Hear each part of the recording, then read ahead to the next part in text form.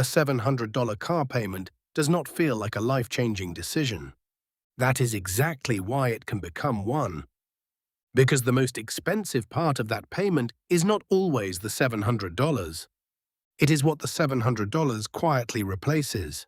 It may replace the emergency fund that never grows, the credit card balance that never goes down, the raise that disappears before you ever feel any richer, the job opportunity you cannot take because your budget is already too tight, the peace you thought you were buying when you bought the car.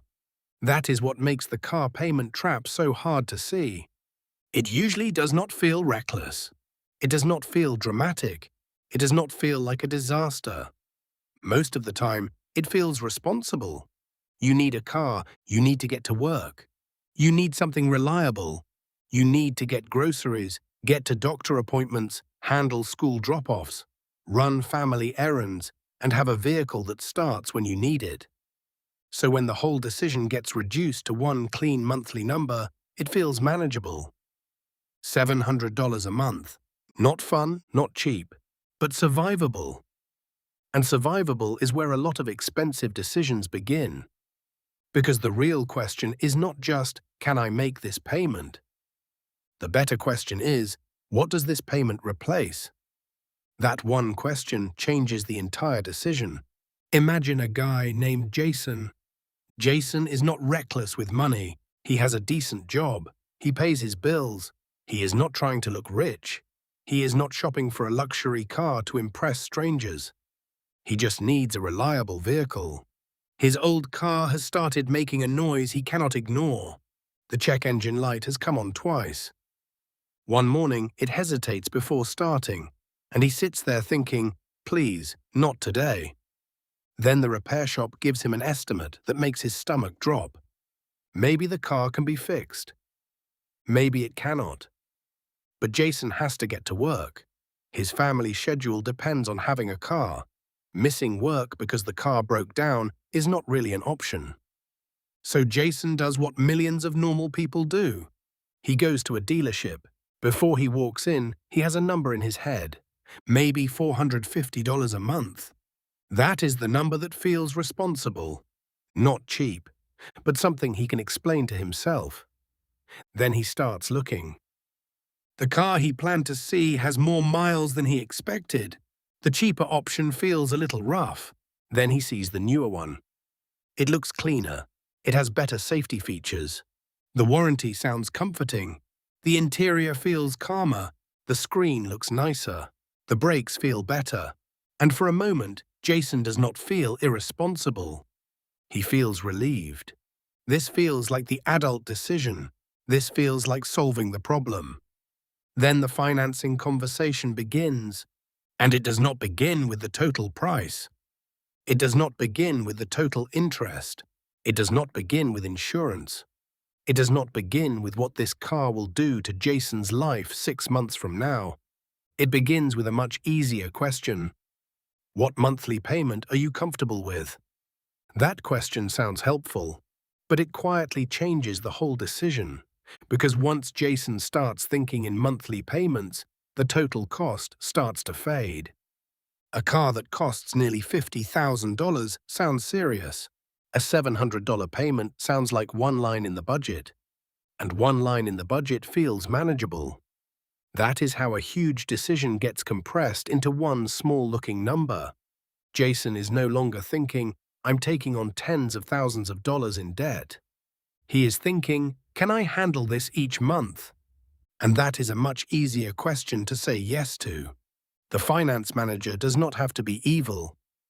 The salesperson does not have to be a cartoon villain. The trap works because everyone is focused on making the monthly payment work.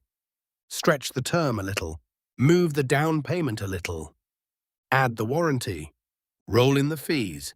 Focus on the monthly number. And suddenly, the car feels possible. Jason signs because the payment fits. And that feeling matters. The relief is real. The old car problem is gone. The new car starts every time. The seats feel better. The ride is smoother. For the first few weeks, Jason feels like he made a smart decision. And in some ways, Maybe he did solve a real problem, but the trap does not show up on the drive home. It shows up later. It shows up when the payment repeats. Because monthly payments have one problem: they come back. A $700 payment is not really $700, it is $8,400 a year. Over 5 years, it is $42,000. And that is before insurance, gas, maintenance, repairs, registration, taxes, interest, and depreciation. That is the first reveal. The payment is not the full cost. The payment is only the visible cost. It is the number that feels small enough to say yes to. But the car does not show up in your budget as just one number. It brings other numbers with it. Insurance may be higher because the car is newer or more expensive. Fuel may cost more if the vehicle is larger. Maintenance may be low at first, then more expensive later. Registration and taxes may be higher on a more expensive car. And modern cars can have cameras, sensors, screens, electronics, and parts that are not always cheap to fix. So for some households, a $700 payment may act less like a $700 a month car payment and more like a $1,000 or $1,200 monthly transportation cost once everything is counted. Your number could be higher or lower. That is not the point. The point is that the monthly payment is not the car. It is one piece of the car. And if you only budget for the visible piece, the invisible pieces can eat up the room you thought you had. This is why Jason's life does not change all at once. At first, everything looks fine. He still gets paid. The bills still go through. The car looks good in the driveway. Nothing feels broken. But 6 months later, something feels tighter. The emergency fund has not really grown. The credit card balance is still hanging around.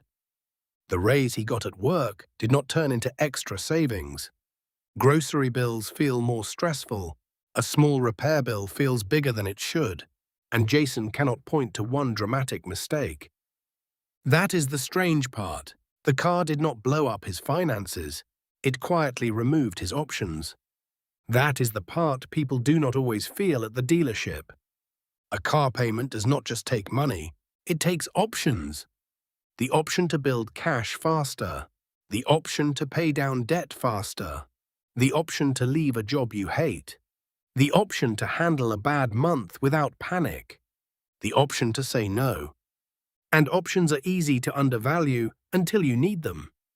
Now compare Jason with someone like Marcus. Marcus is not rich. He is not a finance genius. He is not smug about money. He makes a similar income. He lives in a similar city. He has a similar commute. He also needs reliable transportation. But Marcus makes a different choice. He drives something less impressive. Not unsafe, not embarrassing, just less exciting. It is reliable enough for his life, but it does not make people stop and look. Nobody compliments it at work. Nobody asks about the interior. Nobody thinks, wow, Marcus is really moving up. From the outside, Jason may look like the one doing better. Jason has the nicer car. Marcus has the boring car. But every month, Marcus keeps more room in his budget. Maybe a few $100s, maybe more, maybe less. The exact number depends on the car, the loan, the insurance, the income, and the situation. But the difference is simple. Marcus has money that does not already belong to a lender. At first, that does not look impressive.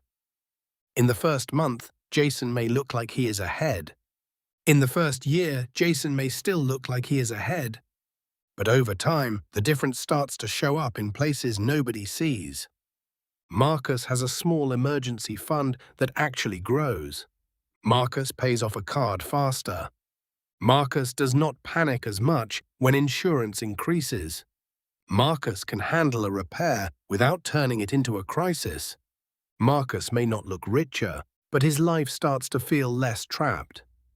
That is the difference between visible success and invisible progress. The car is visible.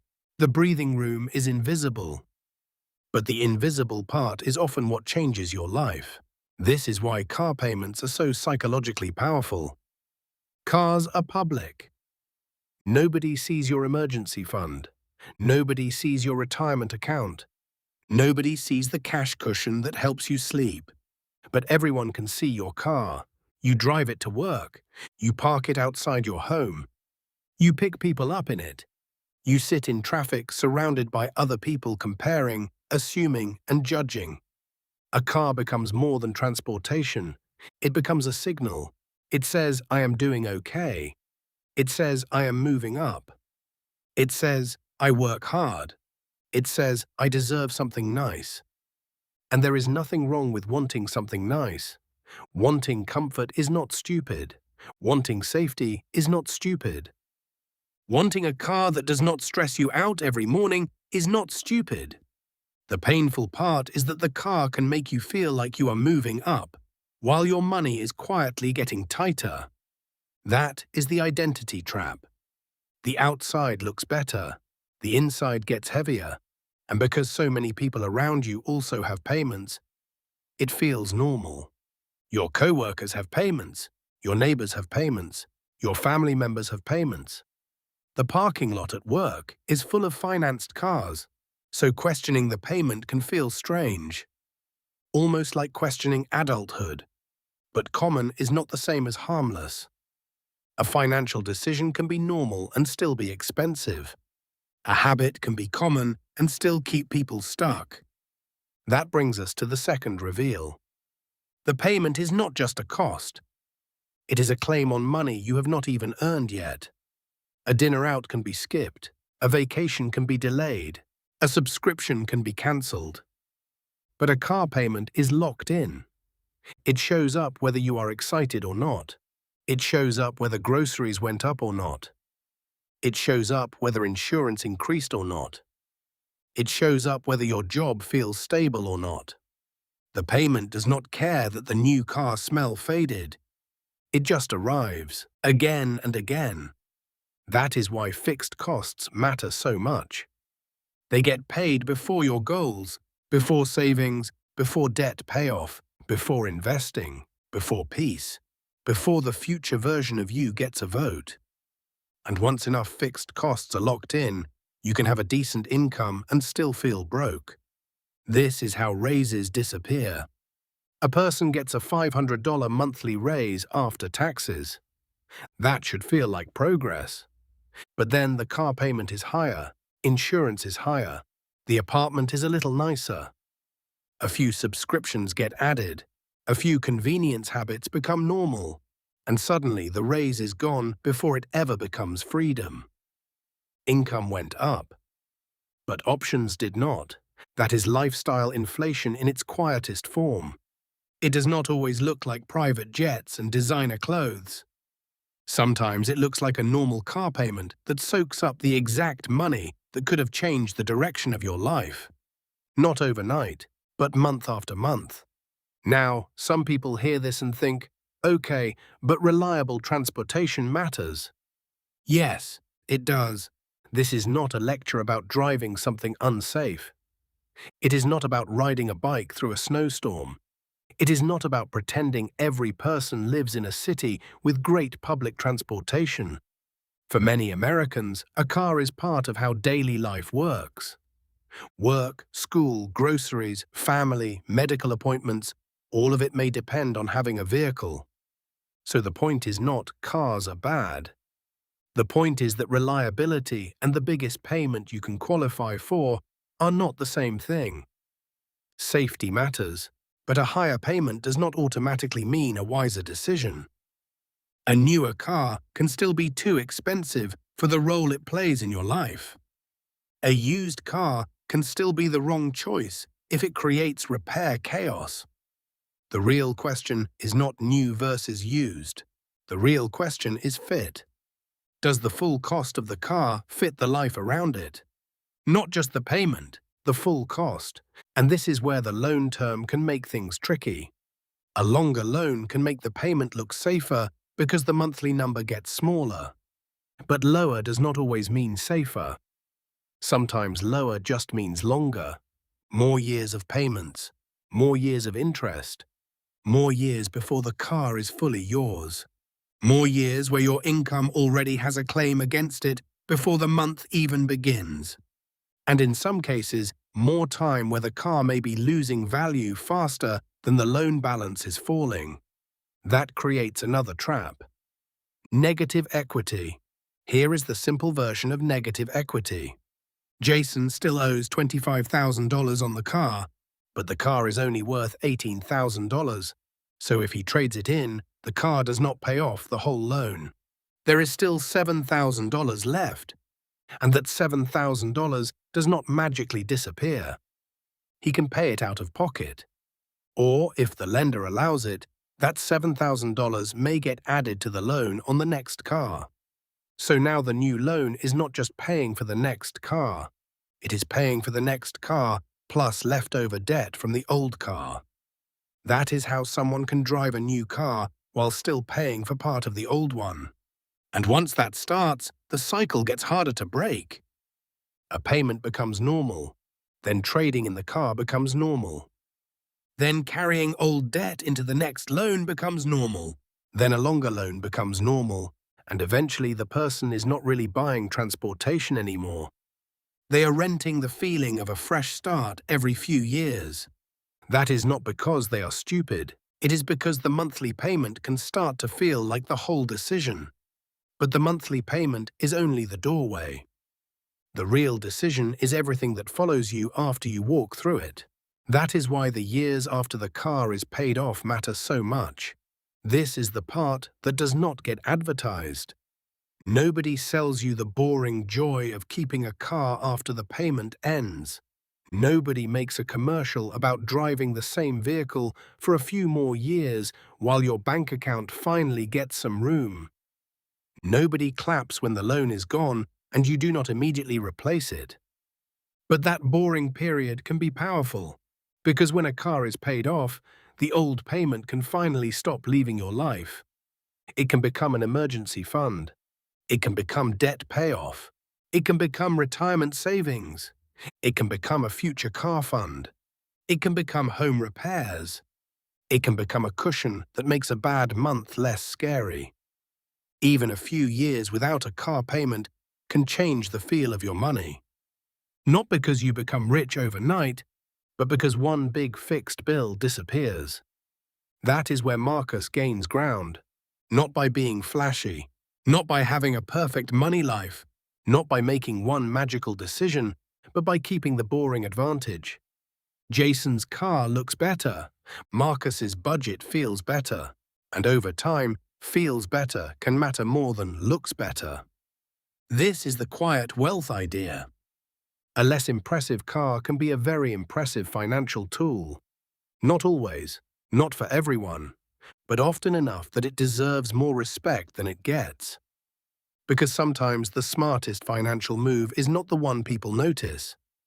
It is the one that makes your life less fragile. So the answer is not to hate cars. It is to stop letting one number do all the thinking. One simple way to do that is the 3-number car test. Not as a rule, not as personal advice, just as a clearer way to see the decision. Number 1, total cost. Not just the payment. What is the purchase price? What is the interest rate? How long is the loan? How much interest could be paid over the life of the loan? What fees are included? What happens if the loan is stretched longer to make the monthly number look better? This number brings the big decision back into view. Because monthly payments can make the commitment feel smaller, total cost makes the commitment visible again. Number 2, real monthly cost. This is the payment plus the things that come with the car. Insurance, fuel, maintenance, repairs, registration, taxes, tires, possible parking, maybe higher repair costs if the car is more complex. This does not need to be perfect down to the dollar. The goal is to stop pretending the payment is the whole car. A $700 payment may not behave like $700 in real life. It may behave like a much larger monthly cost once the other pieces are included. Number 3, what is left after the car is paid for. This is the number many people skip. After the car is paid for each month, what is left? Is there still room for emergency savings? Is there still room to pay down debt? Is there still room for retirement contributions? Is there still room for a bad month? Is there still room to breathe? This is where the anchor question matters. Before asking, "Can I make the payment?" ask, "What does this payment replace?" Because every payment replaces something. It may replace cash. It may replace debt payoff. It may replace investing. It may replace flexibility. It may replace sleep. It may replace the ability to say no. That is why affordability is not the same as wisdom. A payment can be affordable and still be too heavy. It can fit inside the budget and still crowd out the life you wanted the budget to support. This does not mean every car payment is a mistake. It means the monthly payment should not be allowed to hide the trade-off. For someone with stable income, low debt, strong savings, and a car that fits their needs, a payment may be manageable. For someone with high fixed costs, thin savings, credit card debt, or unstable income, the same payment may create pressure. Same payment, different life. That is why generic rules are not enough. The better question is context. What does this car do to your whole financial life? Does it make your life stronger, or just more impressive? Does it solve a transportation problem, or create a monthly pressure problem? Does it fit your real life, or only the version of your life that works on paper in the finance office? Because the finance office only needs the payment to work on paper. You need the payment to work on a random Tuesday 6 months later, when groceries are higher, when insurance renews, when a tire needs replacing, when work is stressful, when the excitement is gone. That is the real test. Not whether the car feels good today, whether the decision still makes sense after the feeling fades. Jason did not make a crazy decision. That is what makes the story useful. He made a normal decision. A reasonable decision. A decision many people would understand. But normal decisions can still create pressure if the numbers are framed the wrong way. Marcus did not make a magical decision either. He simply protected more room. And room is underrated. Room is what lets you absorb surprises. Room is what lets you think clearly. Room is what lets you choose instead of react. Room is what turns a bad month into a problem instead of a crisis. That is what a car payment can quietly affect. Not just your net worth, your stress level, your options, your ability to handle life without every bill feeling like a threat. That is why the car payment trap is so powerful. It looks like normal life. It says everybody has one. It says you deserve it. It says we can make the payment work. It says you need reliability. And some of those things may be true. That is what makes it convincing. The trap is not that every reason is made up. The trap is that real reasons can still lead to a commitment that is too heavy. You can need a car and still pay more for transportation than your life can comfortably support.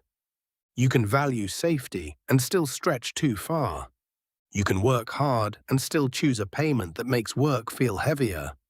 You can deserve comfort and still deserve a future with options. So the goal is not to hate cars. The goal is to stop letting one clean monthly number make the whole decision for you. Look at the total cost. Look at the real monthly cost. Look at what is left after the car.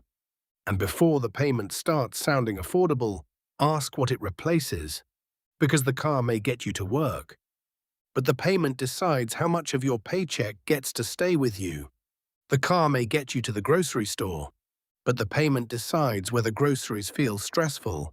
The car may sit beautifully in the driveway. But the payment decides how much peace comes inside the house. That is the real $700 trap. Not the car itself, not transportation, not wanting something reliable. The trap is letting one normal monthly payment quietly take the money, options, and calm that could have made life feel less fragile. The car may get you to the same place, The payment decides what that trip costs your future self. For clear money explanations like this, subscribe to Wealth Made Clear. Everything here is for education and entertainment only, not financial advice.